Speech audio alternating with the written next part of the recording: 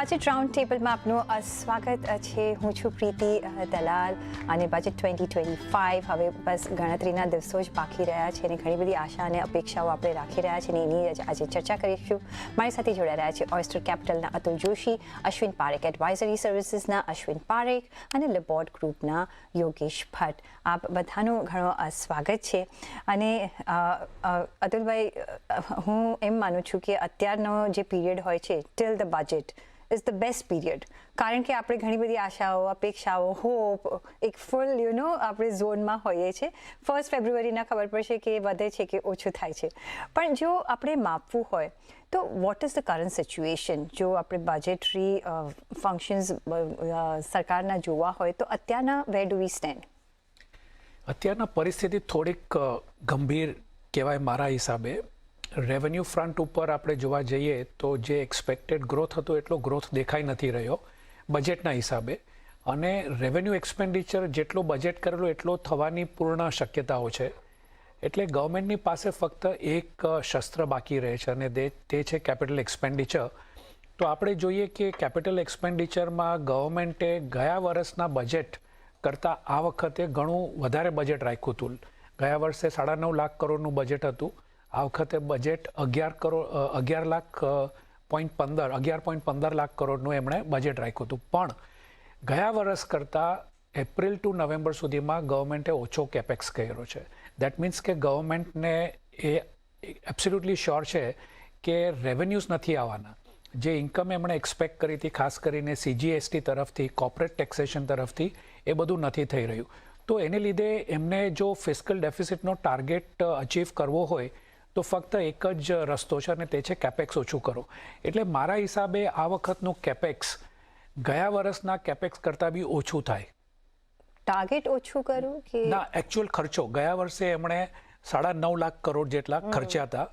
આ વખતે લગભગ 8.5 થી 9 લાખની વચમાં એ લોકો કરી શકશે. 11.11 સુધીનો 11.11 તો કોઈ શક્યતા જ નથી. ગવર્મેન્ટ ધારવા ચાહે કે હું કરવા પણ માંગુ તોય શક્ય નથી. 4 મહિનામાં એમને 6 લાખ કરોડ ખર્ચવાના રહે, એ તો શક્ય નથી. એટલે અને જો એ ખર્ચવા જશે તો ફિસ્કલ ડેફિસિટ વધી જશે. એટલે અત્યારે પરિસ્થિતિ એ છે કે કેપેક્સ નહીં કરે ગવર્મેન્ટ, કરી જ નહીં શકે. અને જો કરવા જશે તો ફિસ્કલ ડેફિસિટ, તો પ્રાયોરિટી એમની ફિસ્કલ ડેફિસિટ છે મારા હિસાબે. તો જો ફિસ્કલ ડેફિસિટને ટાર્ગેટ કરે, કેપેક્સ નહીં થાય, સ્લો ડાઉન થશે. અને જો સ્લો ડાઉન થશે તો આપણું જે GDPનું એક્સપેક્ટેશન સેન્ટ્રલ ગવર્મેન્ટનું 6.4 છે, RBIનું 6.6 છે, મારા હિસાબે 6.25ની આજુબાજુ આપણે GDP 24-25 માટે જોઈ શકીએ. ઓલ્ધો આપણે થોડું સ્લો ડાઉન તો જોયું છે. પણ અશ્વિનભાઈ, તો ઓફકોર્સ જે ગ્લોબલ સિચ્યુએશન આપણે જોઈએ તો પડકારજનક છે. Domestic is also not that great. અને એક મેક ઓર બ્રેક બજેટ આ ગણાઈ રહ્યું છે મોદી 3.0નું. જે પડકારો કયા અતુલભાઈએ, કઈ રીતના તમે જોઈ રહ્યા છો? શું હવે એમાંથી કેવી રીતના આઉટકમ આ લાવી શકે છે? શું કેટલી જગ્યા છે ફાઇનાન્સ મિનિસ્ટર પાસે આ સુલટાવવાનું કે સમવોટ સુધારવાનું રાધર? એટલે મારું એમ માનવું છે કે જે સરસ ભારતના ઇકોનોમીના 4 કે 5 વર્ષ જે જવા જોઈતા હતા એ પત્યા છે. કોવિડ પછી જે સરસ એક વખત ઇકોનોમિક પરફોર્મન્સ થયેલું એ પતી ગયા છે. હવે ઘણા કન્ફ્રન્ટેશન આપણને કરી રહ્યા છે મુસીબતોના પ્રોબ્લેમ્સો. સૌથી પહેલું તો આપણે જોઈએ કે જ્યાં સુધી ટેક્સ કલેક્શન ને હતું ત્યાં જુલાઈ ઓગસ્ટ સુધી ઠીક ચાલ્યું. પછી ત્યાર પછી CGSTનું કલેક્શન ઘટવા માંડ્યું. ટેક્સનું કલેક્શન તે પછી થોડું ઘટ્યું. કોર્પોરેટ ઇન્કમ્સના રિઝલ્ટ્સો આપણે 9 મહિનાના જોઈએ છીએ, જેટલા આવ્યા છે એટલા. તો એમાં આપણે જોઈએ છીએ કે ધીરે કરતા પરફોર્મન્સ સ્લો ડાઉન છે. એટલે એ પરિસ્થિતિની અંદર જેમ અતુલભાઈએ કહ્યું એમ કેપિટલ એક્સપેન્ડિચરનું જો વધારે બજેટ ન કરે, ખર્ચો તો નથી કર્યો આ વર્ષમાં જેટલો ધારેલો એટલો, કેમ કે સરકાર પાસે રેવન્યુ હતું નહીં. પણ જો ખર્ચો ઘટાડે તો સામે એક બીજો મુદ્દો ઉભો થઈ જાય, કેમ કે જો ઇકોનોમી એક આ વિશ્વ સર્કલ છે. હવે જો ઇકોનોમીને બૂસ્ટ કરવું હોય તો કન્ઝમ્પશન બૂસ્ટ કરવું પડે. કન્ઝમ્પશન બૂસ્ટ કરવા માટે કોઈને ને કોઈ પણ હિસાબે સિસ્ટમની અંદર કાં તો કેપેક્સની અંદર કે કાં તો ટેક્સ રિલીફની અંદર, ટેક્સ રિલીફનો પણ કેટલી હદ સુધી કરી શકે એ પણ એક જોવાનું રહે. એટલે એ એક મોટો પ્રશ્ન બેલેન્સ કરવા માટે, ડેફિસિટના નજરમાં રાખીને બેલેન્સ કરવા માટે સરકાર સામે આવવાનું છે. કન્ઝમ્પશનની અંદર તમે જોવા જાઓ તો ધીરે કરતા જે બધા આંકડાઓ છેલ્લા 4 મહિના 5 મહિનામાં આવી રહ્યા છે એ તમને બતાવી રહ્યા છે કે હજી રૂરલ કન્ઝમ્પશન ધીરે ધીરે કરતા જરા માઇલ્ડલી ગ્રો થઈ રહ્યું છે. છેલ્લા તમે FMCG ના એના રિપોર્ટ્સ જુઓ તો અથવા બીજા કન્ઝમ્પશનના પેરામીટર્સ જુઓ, ડ્યુરેબલ્સના ને એ બધાના, તો એમ તમે જોવા જાઓ તો એમાં ધીરે ધીરે કરતા રૂરલમાંથી થોડું, 2 વ્હીલર્સમાં પણ તમે થોડું એનું જોવા મળ્યું કન્ઝમ્પશન, પણ અર્બન વીક થઈ રહ્યું છે. એટલે અર્બનનું કન્ઝમ્પશન જો ઓછું હોય, જ્યાં આગળ તમને વધારે પડતા સેલરી ટેક્સ પેયર્સો જોવા મળે, તો કદાચ આપણે એમ ધારી લઈએ કે અપેક્ષા ખાતર કે એક્સપેક્ટેશન ખાતર કે કદાચ ટેક્સેશનની અંદર થોડું હળવું બનાવે, લોકોના ખીચામાં થોડા પૈસા વધારે મળે તો કન્ઝમ્પશનને બૂસ્ટ મળે. એટલે એક આપણે એવું વિચારી શકીએ. 1 કે 3 ધારણાઓ આપણી કદાચ ખોટી ગઈ છે. એક ધારણા ખોટી ગઈ કે કેપેક્સ જો આપણું સરકાર આટલું બધું કરે, જે મૃદુલભાઈ એમ કીધું એમ ગયા ને આગલા વર્ષમાં 9 લાખ કરોડ જેટલું, આ વર્ષે એનો આંકડો હજી સુધીનો તો ઓછો છે, પણ બજેટમાં તો 11.11 લાખ કરોડની વાત થયેલી. પણ જો એની સામે એક એવી પ્રકારની એક્સપેક્ટેશન હતી કે પ્રાઇવેટ કેપિટલ એક્સપેન્ડિચર વધશે, પણ એ થયું નથી. એટલે ઇકોનોમીને બૂસ્ટ કરવા માટેના જે વિકલ્પો છે એ સરકાર પાસે ઘણા ઘટી જાય છે. તમે જોયું 6 કે 7 વર્ષ પહેલા પૃથ્વીબેન એમને એક સરકારે હાઉસિંગ કન્સ્ટ્રક્શનમાં અને એમાંથી ઇકોનોમીને બૂસ્ટ કરવાનો પ્રયાસ કરેલો. હવે એમાં પણ કેટલી માર્જિન મળે છે એ જોવાનું રહે. એટલે ઇકોનોમીને 6.4 6.6 ની જે આપણે વાત કરીએ છીએ ગ્રોથની, એનાથી થોડું પણ આગળ અથવા એને પણ સસ્ટેન કરવા માટે આ બજેટ એકદમ મહત્વનું બની રહેશે ખરેખર. કેમ કે એઝ યુ રાઇટલી સેડ, આ make it or break it budget છે.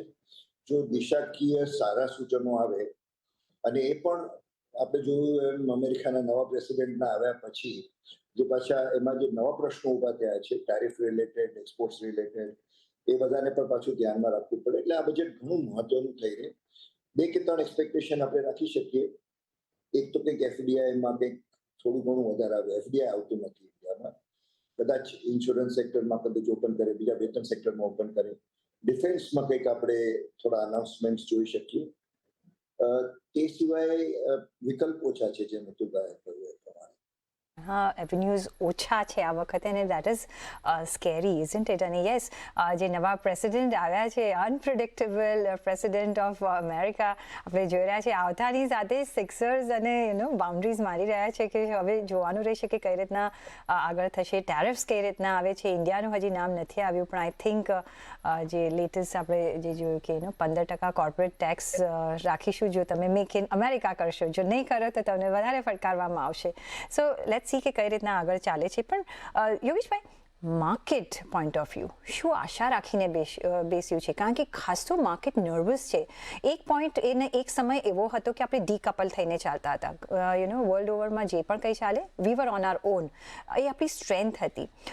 જે ગ્લોબલ ઇન્વેસ્ટર્સ જે ઇન્ડિયાને જોતા હતા એ ડિફરન્ટ નજરથી જોતા હતા એઝ અ પ્રોગ્રેસિવ થિંગ. હવે બધા એમ વિચારી રહ્યા છે લેટ્સ સી કઈ રીતના પરફોર્મ કરે છે.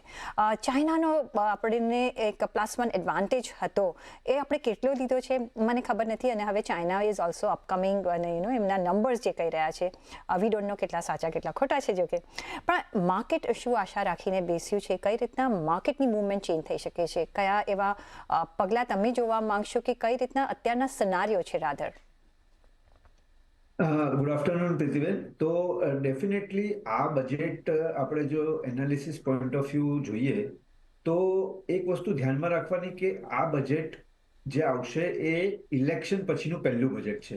એટલે જનરલી આપણે જોયું છે કે ઇલેક્શન પછીનું પહેલું બજેટ હોય તો એટલી કાંઈ ખાસ મોટી responsibility for election winning government પાસે છે નહીં. અને ઇનફેક્ટ હિસ્ટોરિકલી તમે જુઓ તો ઇલેક્શન પછીનું ફર્સ્ટ જે બજેટ આવે છે એ જેને આપણે થોડું ટફ બજેટ કહેશું એવું આવતું હોય છે, અને જે અમુક ટફ મેજર્સ જે લેવાના હોય છે એ લેતા હોય છે. So that is the first point આપણે ધ્યાનમાં રાખીએ. Coming back to the point on the market, I think the dynamics in the market has changed definitely for the કે ભાઈ કેલ્ક્યુલેશન્સ થી જે પણ એસ્ટિમેટ્સ હતા એ પ્રમાણે અર્નિંગ્સ આવતા નથી. એનો એક થોડો સેટબેક લાગ્યો. I think the most important data point to share here is કે જે FIIs નું રિલેન્ટલેસ સેલિંગ ચાલુ છે. અને જો એનું તમે એનાલિસિસ કરો તો according to me it is just a રૂપી ડોલર ટ્રેડ, આપણો રૂપિયો જે રીતે ડિપ્રિશિએટ થઈ રહ્યો છે, તો that is actually forcing foreign investors to take money out and bring it back to America. So that is one. અને of course ત્યાંની yields ઉપર જઈ રહી છે અને રૂપી અહીંયા ડેપ્રિશિએટ થઈ રહ્યો છે. આ બંનેનું કોમ્બિનેશન તમે જુઓ તો એટલે કન્ટિન્યુઅસ એફઆઈ નું સેલિંગ છે. That is one. But not only FI selling, I think the another data points is domestic selling from the promoters through QIPs અને જે પ્રાઇવેટ ઇક્વિટીઝ નું સેલિંગ છે. તો આ બધા નંબરનો જો તમે આ વર્ષનો નંબર જુઓ તો લગભગ 4 લાખ કરોડની આસપાસ પહોંચી ગયો છે. હવે આ સેલિંગની સામે આપણે ડોમેસ્ટિક એક સપોર્ટ્સ રિટેલ ઇન્વેસ્ટર્સનો થ્રુ મ્યુચ્યુઅલ ફંડ્સ કે થ્રુ ડાયરેક્ટ ઇન્વેસ્ટમેન્ટ આવી રહ્યો છે અને એ ક્યાંક ને ક્યાંક એને કોમ્પેન્સેટ કરી રહ્યો છે. પણ of late let me share you some numbers. Of late હવે એવું દેખાઈ રહ્યું છે કે એ જે ડોમેસ્ટિક સપોર્ટ છે એ ક્વેશ્ચન માર્ક એની પાસે આવી રહ્યો છે. એનું સિમ્પલ રીઝન છે, તમે હવે જો 3 વર્ષના ડેટા જુઓ, લાસ્ટ 3 વર્ષના, તો SIP returns has been coming down. That is one. The second most important data point જે અત્યારે જેટલા પણ લાસ્ટ યર QIPs થયા, ક્વોલિફાઈડ ઇન્સ્ટિટ્યુશનલ પ્લેસમેન્ટ થયા, એમાંથી 50% ઓફ ધી QIP પ્લેસમેન્ટ જે પ્રાઇસ પર થયા હતા એ પ્રાઇસ કરંટ પ્રાઇસીસ એ QIP પ્રાઇસની નીચે ચાલી રહ્યા છે. તો ત્યાં પણ ઇન્સ્ટિટ્યુશનલ ઇન્વેસ્ટર્સના રિટર્ન્સ નથી બની રહ્યા.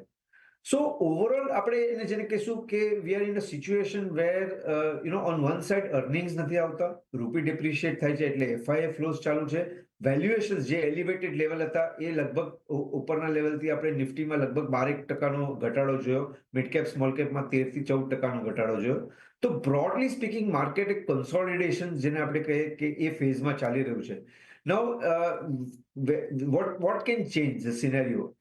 I don't think so. બજેટમાં એવું સ્પેસિફિક કોઈ આપણે બૂસ્ટ મળે, unless yes, જો કેપિટલ ગેઇન્સ ટેક્સ ને ફર્ધર રિડ્યુસ કરવામાં આવે કે એલિમિનેટ કરવામાં આવે, કે એક જે અત્યારે ડિસ્કશન ચાલી રહ્યું છે એ પ્રમાણે લોંગ ટર્મ કેપિટલ ગેઇન્સ ટેક્સની જે ડેફિનેશન્સ છે એ કદાચ 1 વર્ષને બદલે જો 3 વર્ષ કરવામાં આવે અને 3 વર્ષની ઉપર તમે રોકો તો નીલ ટેક્સ લાગે લોંગ ટર્મ કેપિટલ ગેઇન્સમાં, એવું કંઈક જો ટ્વીકિંગ કરવામાં આવે તો એ ડેફિનેટલી ઘણું બધું ડાયરેક્ટ બુસ્ટિંગ ફેક્ટર થશે. પણ broadly speaking generally budget point of view market is in fact very good thing is કે market is entering the budget without any major positive or negative expectations. એટલે જેને આપણે કહીશું કે no news is bad news or no news is good news, તો એ રીતનું આ વખતનો approach દેખાઈ રહ્યો છે. તો I would be very much concentrating on how the growth numbers are getting adjusted. અતુલભાઈએ કીધું પ્રમાણે જો કેપેક્સ નહીં આવે તો કેપેક્સ નહીં આવે તો ગ્રોથ નહીં આવે, ગ્રોથ નહીં આવે તો જીડીપી નંબર્સ નહીં આવે, જીડીપી નંબર્સ નહીં આવે તો અર્નિંગ્સ નહીં આવે, અને again it will have we will be back to square one. So these are the things which we are vicious circle માં આપણે ફસાયા છે, અને આમાંથી કઈ રીતે આપણે બહાર નીકળશું over a period of time that we will get to know. એક બાજુ અભિમન્યુનું ચક્રવ્યૂહ હતું, આ ચક્રવ્યૂહ કોનું ગણાવશો આઈ ડોન્ટ નો, પણ યસ ઘણા બધા હેડવિન્ડ્સ છે અને કઈ રીતના માંથી આપણે બહાર નીકળશું તો ઓફકોર્સ ચિંતાજનક તો આપણી સિચ્યુએશન છે, અને મે બી જો કશું જ ના નીકળે તો નો ન્યૂઝ આવે એ બેટર રહેશે. પણ કઈ રીતના આપણે ચેન્જીસ કરી શકીએ છીએ, શું કેટલો હેડરૂમ છે એ બધાની પણ આપણે વાતચીત કરી રહીશું. પણ લેવો પડશે મારે એક બ્રેક, તો બ્રેક લઈને પાછા ફરીશું. જોડાયેલા રહેજો અમારી સાથે.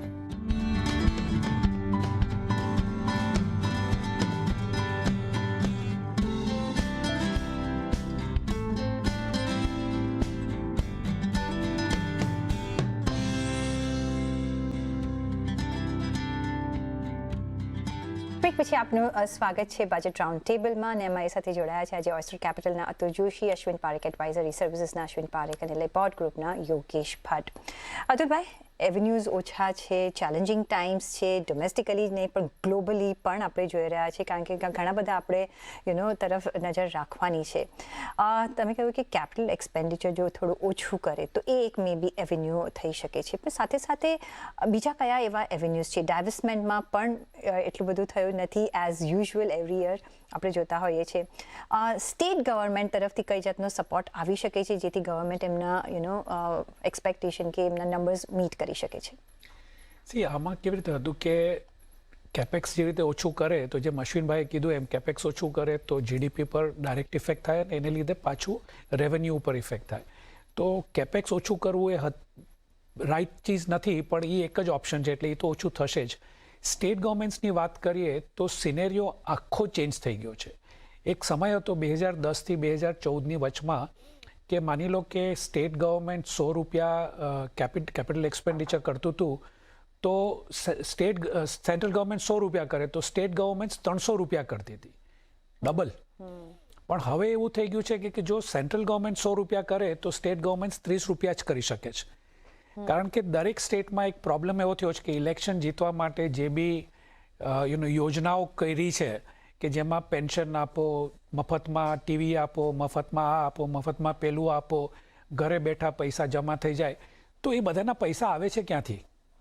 તો સ્ટેટ ગવર્મેન્ટ પાસે બી કોઈ એવન્યુઝ રહ્યા નથી. એમનો મેઇન સ્ટે છે જે વીએટી કહેવાય એ, અને સેન્ટ્રલ ગવર્મેન્ટ જે પૈસા આપે છે એસજીએસટી અને સીજીએસટીનું કોન્ટ્રીબ્યુશન. આપણે ઇલેક્શન યરથી પાસ થયા છે એટલે વધારે એક થોડી આપણને ચિંતાજનક સિચ્યુએશન જોવા મળી રહી છે. ના, આ પરમનન્ટ છે.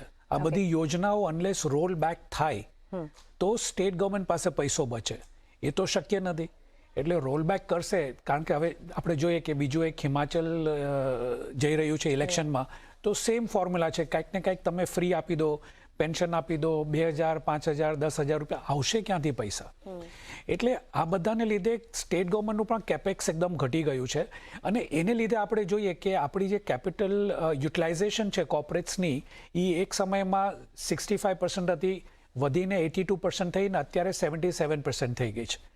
તો પ્રાઇવેટ કેપેક્સ નહીં થાય અને ગવર્મેન્ટ પાસે એવેન્યુઝ નથી આવી બધી યોજનાઓ લઈને.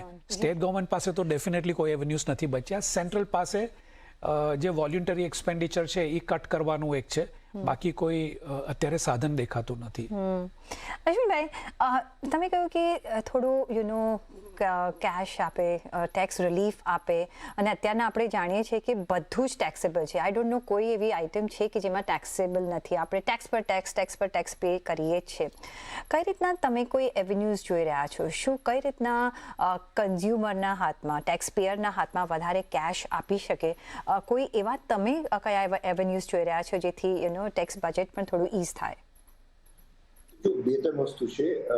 એક તો આપણે જેમ અતુલભાઈ કહ્યું એમ સ્ટેટ્સ પાસે કેપિટલ એક્સપેન્ડિચર કરવાનો મીન્સ ઓછો છે, એટલે રેવન્યુ સ્ટ્રીમ જો સરકાર પાસે ઓછો હોય ને એની ઉપર પાછું ટેક્સનું રિડક્શન કરે તો થોડીક ડેફિનેટલી મુશ્કેલી મળે. મને એમ લાગે છે કે આ વખતે કોર્પોરેટ ટેક્સ કરતા ઇન્ડિવિજ્યુઅલ ટેક્સ ઉપર કદાચ વધારે ધ્યાન આપવું પડે અને એમાં એને લક્ષીને જે કંઈ બી મેજર્સો આપવા પડે. હવે આપણે એક બીજી પરિસ્થિતિ એવી કરી રહી છે કે જે ઓલ્ડ ટેક્સ રેજીમ ઇન્ડિવિજ્યુઅલ્સ માટે અને ન્યૂ ટેક્સ રેજીમ જે આપણે ઊભી કરી, તો એમાં ન્યૂ ટેક્સ રેજીમની અંદર માત્ર રેટથી જ બધું ચલાવવાનું. એટલે કે આપણે ડિડક્શન્સ કે એ બધા ફિસ્કલ ઇન્સેન્ટિવ જે આપવાના હતા એક સમયમાં કે તમે એમ કહો કે આ રીતે તમે કન્ઝ્યુમ કરો તો તમને થોડા ટેક્સ રિલીફ મળે કે એ બધા વિકલ્પો ચાલી ગયા. એટલે હવે માત્ર ને માત્ર ટેક્સ રિડક્શન ઇન્ડિવિજ્યુઅલમાં કરે અથવા સ્ટાન્ડર્ડ ડિડક્શન જો વધારે. ગયા વર્ષે કંઈક સ્ટાન્ડર્ડ ડિડક્શનનું 40,000નું અનાઉન્સમેન્ટ થયેલું. આ વખતે એ સ્ટાન્ડર્ડ ડિડક્શનના અમાઉન્ટને વધારે કરે અથવા જે આપણે બેઝિક જે માળખું છે જેની અંદર ટેક્સેશનની અંદર ઇન્ડિવિજ્યુઅલ્સને લાવીએ છીએ એમાં કંઈક રિલીફ આપે તો કંઈક કન્ઝમ્પશનને બૂસ્ટ મળે. મારી દ્રષ્ટિએ 3 કે 4 વસ્તુઓ મહત્વનો ભાગ લેશે. મને એમ લાગે છે કે ઇન્ફ્રાસ્ટ્રક્ચર ઉપરનું એક્સપેન્ડિચર કદાચ થોડો હળવો કરવો પડે 1 વર્ષ કે 2 વર્ષ માટે. આ પરિસ્થિતિ કદાચ ઇકોનોમિક જે રિવર્સ સાયકલ જે છે એ કદાચ પાછી બદલાય 1-2 વર્ષની અંદર. તમે એક પ્રકારનું આર્ગ્યુમેન્ટ કરી શકો કે ડોલર સ્ટ્રોંગ એટલે કેટલો સ્ટ્રોંગ, રૂપી વીક એટલે કેટલે સુધી વીક. એ પરિસ્થિતિની અંદર અને આપણે જ્યાં સુધી એક્સપોર્ટ્સનો પ્રશ્ન છે, ઇન્ડિયા અમેરિકાને તો બહુ વધારે પડતું એક્સપોર્ટ કરતું નથી, એટલે એ બધા જે કારણોને લઈને પાછું 2 વર્ષની અંદર ફરીથી ઇન્ફ્રાસ્ટ્રક્ચર પર ફોકસ આવે. આ વખતે કદાચ ઇન્ફ્રાસ્ટ્રક્ચરની ઉપરનું ધ્યાન કદાચ ઘટી જાય. 2 કે 3 વસ્તુઓ બજેટને વધારે ચિંતાજનક ઊભી થશે. મિડકોપ અને સ્મોલ બિઝનેસીસના લિક્વિડિટીને કારણે એ લોકોને ફંડિંગની વધારે જરૂરત પડશે. બેંક્સો એ લોકોને ફંડ કરવા માટે જલ્દીથી રાજી નથી હોતા. માઇક્રો ફિનાન્સ સેક્ટરની અંદર પણ તમને ઓલરેડી પ્રોબ્લેમ્સો જોવાના મળી રહ્યા છે. એટલે એ બધા કારણો પણ સરકારે નજરમાં રાખવા પડશે. દુઃખની એક વાત છે કે બજેટનું પ્રિપરેશન સપ્ટેમ્બરમાં શરૂ થયું અને ત્યારે બધા સજેશન્સો અને બધા રેકમેન્ડેશન્સો સાંભળવામાં આવ્યા. અચાનક નવેમ્બર પછી યુએસ ઇલેક્શનના પ્રેસિડેન્ટના ઇલેક્શન પછી ને એના પરિણામ પછી તો આખી પરિસ્થિતિ બદલાઈ ગઈ છે. એટલે હવે છેલ્લા જે મહિનાની અંદર કરેક્શન્સો જે આગલા પ્લાનિંગના કરવા પડશે એ મારા હિસાબે ઘણા ડિફિકલ્ટ પડશે. પણ ઇન્ડિવિજ્યુઅલ ટેક્સીસ સિવાય તમે મને પૂછ્યું એ પ્રમાણે થોડું જીએસટીનું રેશનલાઇઝેશન કરે, જે જીએસટીના કાઉન્સિલના હાથમાં છે. ઇન્સ્યોરન્સનું છે તે વિવાદાસ્પદ બની ગયું છે. છેલ્લા 2 કાઉન્સિલની મીટિંગ દરમિયાન એ લોકો નક્કી નથી કરી શક્યા. એક મૂળભૂત કદાચ 18% સ્લેબમાંથી ઘણી વસ્તુઓ જો ઘટાડીને નાના સ્લેબ્સમાં લઈ જાય તો કદાચ કન્ઝમ્પશનને એન્કરેજમેન્ટ મળે. પણ એમ કરવા જતાં પાછું રેવન્યુ સ્ટ્રીમ ઘટી જાય. એકદમ જ ખરાબ પરિસ્થિતિમાં ફસાયેલા છે. કોઈ પણ આપણે સીસો બેલેન્સ આ વખતે નથી જોઈ રહ્યા એમ કહીએ તો ચાલે, પણ જોવું રહ્યું ફાઇનાન્સ મિનિસ્ટર આમાંથી શું ચમત્કાર કરે છે. પણ યોગેશભાઈ, કઈ રીતના તમે જોશો એઝ માર્કેટ જે રીતના અત્યારના ચાલી રહ્યું છે, એક સ્ટોક સ્પેસિફિક, સેક્ટર સ્પેસિફિક નથી ચાલતું, કઈ રીતના તમે જોઈ રહ્યા છો કે કયા સેક્ટર મોટા તમને લાગે છે કે આ બજેટથી એડવાન્ટેજીસ પોઝિશનમાં જઈ શકે છે, જે માર્કેટનો મૂડ થોડો લિફ્ટ અપ કરી શકે છે, ગ્લોબલી થોડું અટ્રેક્ટ કરી શકે છે ઇન્ફ્લો? પ્રીતિબેન, સેક્ટરલી જો આપણે અત્યારે જોઈએ તો જે એટ્રેક્ટિવ ઝોનમાં સેક્ટર છે એ તો પ્રાઇવેટ બેંક્સ અને ફિનાન્શિયલ્સ છે. અને જો જીડીપીના નંબર્સમાં બહુ મોટો ઘટાડો ન જોવા મળે આપણને, જે આરબીઆઈની નંબર્સ છે 6.6 કે એની આસપાસ રહે, તો એક એ સેક્ટર છે જેમાં આપણને અત્યારે ઇન્ટરેસ્ટિંગ પિક્સ જોવા મળશે. બીજું, નો ડાઉટ તમે બધા કહ્યો છો આપણે એ પ્રમાણે જો કેપેક્સ ઓછો કરશે, પણ to an extent market is pricing this news little ahead of the time. એટલે આખું જે કેપિટલ ગુડ્સ અને ઇન્ફ્રાસ્ટ્રક્ચરનું સેગમેન્ટ છે, અને ખાસ કરીને એમાં સ્પેસિફિક સેક્ટરમાં કરેક્શન્સ બી ઘણા મોટા આવી ગયા છે, દાખલા તરીકે રેલવે અને ડિફેન્સમાં. તો એમાં એક અમુક પિક્સ આપણને જોવા મળે over a period of time. ત્રીજું, જે I think budget point of view નહીં પણ જે રૂપી ડેપ્રિશિએટ થયો છે, આઈ થિંક એને લીધે એક્સપોર્ટ રિલેટેડ જે થીમ્સ હશે, એમાં બી સ્પેસિફિકલી આઈટી અને એમાં બી મિડ કેપ આઈટી અને આખું જે ફાર્માસ્યુટિકલ સેક્ટર્સ છે એમાં પણ આપણને બીકોઝ ઓફ રૂપી ડેપ્રિશિએશન ડેફિનેટલી એટ્રેક્ટિવ ઝોનમાં દેખાઈ રહ્યું છે. અને જે એકદમ લાસ્ટ 3 વર્ષ 4 વર્ષથી પરફોર્મ નથી કર્યું, જેને આપણે સબ સેગમેન્ટ કહેશું, નાનું સેગમેન્ટ કહેશું, પણ chemical, speciality chemical as a sector would be again very interesting from the little longer term point of view. So અને જે સેક્ટર્સ થોડા હજી બી અવોઇડ, જેને આપણે કહીશું વેલ્યુએશન્સ અને સાયકલ્સમાં રમતા હોય છે, એમાં આખી કમોડિટીની આપણી સાયકલ આવશે. અને હવે આજે ટેરિફ જે ચેન્જીસ આવવાના છે, હજી તો સ્પેસિફિક ક્યાંય નંબર્સ આવ્યા નથી, પણ એના પછી આખી કમોડિટીની સાયકલ અને કમોડિટીઝના પ્રાઇઝીસ કઈ રીતે અપ કે ડાઉન જશે એ પ્રમાણે આગળ જતા કોમોડિટી પ્રાઇસીસમાં આપણને મુવમેન્ટ જોવા મળશે. તો આખું એક કોમોડિટી સેક્ટર, એમાં મેટલ્સ બી આવી ગયું અને સ્પેસિફિક અમુક સેગમેન્ટ્સ બીજા આવી ગયા. તો એને આપણે થોડુંક અત્યારે વેઇટ એન્ડ વોચ મોડ પર રાખશું. અને કન્ઝમ્પશનમાં એવું લાગી રહ્યું છે કે ક્યાંક ને ક્યાંક થોડુંક ડ્યુરેબલ્સમાં આપણને અપટિક જોવા મળે, કારણ કે એ બી એક કન્સોલિડેશન ફેઝમાં હતો. પણ સ્ટીલ પ્યોર એફએમસીજી કંપનીઝ અત્યારે ચેલેન્જિંગ ગ્રોથમાંથી પસાર થઈ રહ્યા છે, અને on the top of it થોડું વેલ્યુએશન એમાં બી એલિવેટેડ છે. તો આને આપણે થોડું અત્યારે અવોઇડ કરશું. એટલે આ રીતે બ્રોડલી આપણે અત્યારે માર્કેટમાં પોઝિશનિંગ વાઇઝ બેસી શકીએ. પણ let me give you a colour કે અત્યારે તો જે માર્કેટ અત્યારે સિચ્યુએશનમાંથી પસાર થઈ રહ્યું છે, I think everybody is in a weight and watch mode. અને પીપલ આર એક્સપેક્ટિંગ કે ટ્રમ્પની પોલિસીઝ પર કંઈક વધારે પ્રકાશ આવે. હવે ટ્રમ્પ સાહેબનું યસ્ટરડેનું statement is very interesting, where he is talking about કે જો મેન્યુફેક્ચરિંગ અમેરિકામાં જ કરવામાં આવશે તો એ કોર્પોરેટ્સને તમે 15% પર ટેક્સ લઈ આવશો, right? So it will be a very interesting thing કે how the entire માગા જેને make America great again, Yeah. આ જે થીમ અત્યારે ટ્રમ્પ સાહેબ લાવી રહ્યા છે, તો એમાં કઈ રીતે આખું મુવમેન્ટ આવશે એના ઉપર બી માર્કેટ, ઇન્ડિયન માર્કેટ પણ અત્યારે વેઇટ એન્ડ વોચમાં મોડ. એબ્સોલ્યુટલી ને અત્યારના છે ને વર્લ્ડ એઝ હોલ નથી. Everybody wants to make there country great again. Great again A America માટે છે, પણ ચાઇના ઇઝ કમ બેક કરી રહ્યું છે, યુરોપ કહી રહ્યું છે કે મેક યુરોપ ગ્રેટ અગેન, અને ભારત આપણે જોઈ રહ્યા છે કે મેક ઇન ઇન્ડિયા અને ભારત, એટલે બધા પોતપોતાની ઇકોનોમીને ઉપર લાવવાનું અત્યારના એક એમ્બિશન રાખી રહ્યા છે. પણ જોવું રહ્યું કે હવે આપણે બજેટમાં, આપણા બજેટમાં શું જોવા મળી રહ્યું છે. માર્કેટ ઘણી આશા રાખીને બેઠ્યું છે, આપણા જેવા ઇન્ડિવિજ્યુઅલ ઘણા બધી આશા રાખીને બેઠું છે, પણ 1 ફેબ્રુઆરીના ખબર પડશે કે શું આવે છે. પણ ઓન ધેટ નોટ રજા લેવા પણ માંગીશું અશ્વિનભાઈ, યોગેશભાઈ અને અતુલભાઈ. ઘણો આભાર તમારો અમારી સાથે જોડાવા બદલ, અને પાછા મળીશું 1 ફેબ્રુઆરીના જોવા કે શું આપણા જે હોપ્સ છે એ કેટલા પૂરા થઈ રહ્યા છે ઓન ધ બજેટ 2025. ઘણો આભાર તમારો અમારી સાથે જોડાવા બદલ. નમસ્કાર.